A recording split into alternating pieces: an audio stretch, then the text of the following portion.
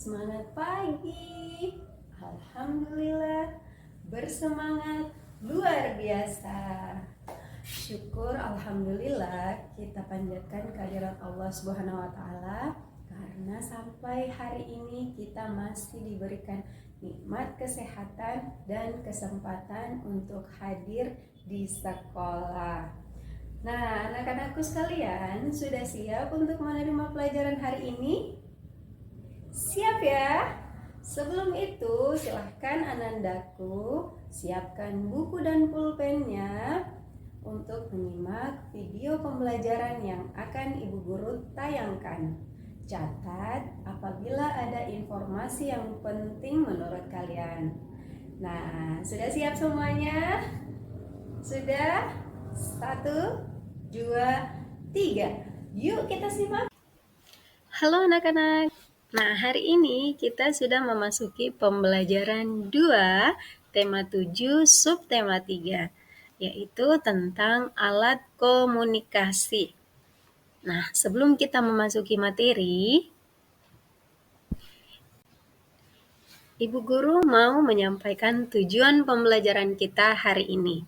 Yang pertama, kalian mampu mengetahui dan menuliskan alat komunikasi tradisional dan alat komunikasi modern. Kemudian kalian bisa menggunakannya di dalam kalimat.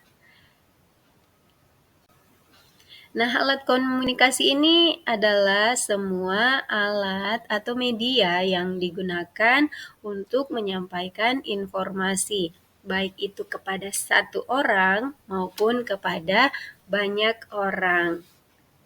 Nah, seperti apa sih alat komunikasi zaman dulu? Jadi alat komunikasi ini dibagi menjadi alat komunikasi tradisional atau yang ada di masa lalu atau di zaman dulu. Kemudian yang kedua alat komunikasi modern, yaitu alat komunikasi yang kita gunakan saat ini. Nah, seperti apa sih contohnya alat komunikasi zaman dulu? Adakah perbedaan dengan saat ini?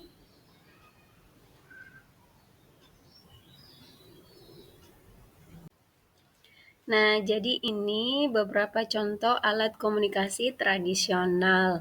Ada lonceng, ada kentongan, ada daun lontar, prasasti, dan juga gong.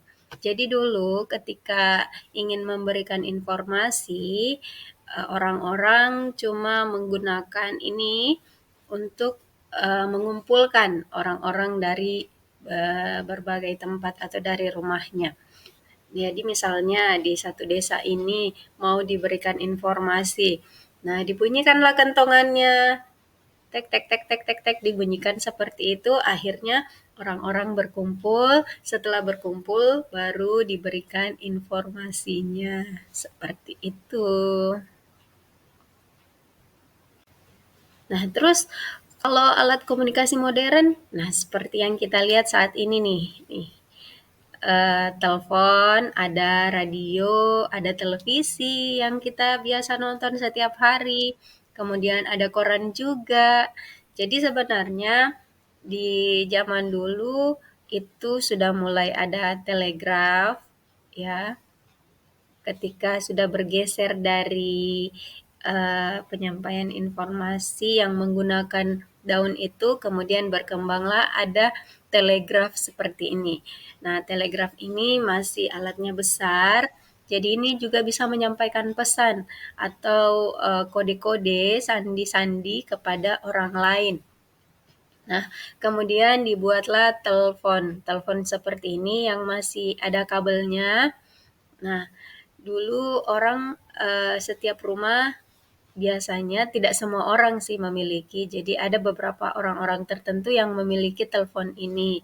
Kemudian telepon ini masih dianggap besar, maka berkembanglah lagi dibuat menjadi lebih kecil, seperti handphone yang kita gunakan sekarang ini.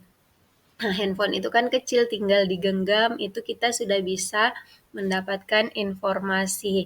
Dari mana? Dari lewat telepon, bisa internet, kita sudah bisa mengakses informasi lewat internet di Google, kemudian bisa juga mendapatkan informasi dari media sosial seperti Facebook, Instagram, TikTok, dan YouTube. Kemudian ini radio, juga dulu sudah ada radio, uh, dan sekarang sudah mulai radionya